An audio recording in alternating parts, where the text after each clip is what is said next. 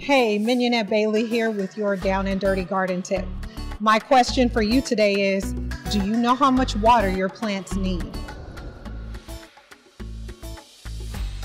Now, overwatering or underwatering is a common mistake that gardeners make. I certainly have made that mistake over and over again, more times than I care to admit. I have a super easy and quick tip to share with you that can let you know whether or not to water your plant. What I do is I just take the tip of my finger up to that first line and I stick it in the soil. If the soil is wet, then I hold back on watering that day. If the soil is dry, then I water. That's it.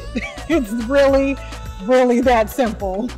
If this garden tip helps you, head on over to Amphy and sign up for my gardening classes. I would love to be part of your gardening journey. Happy growing.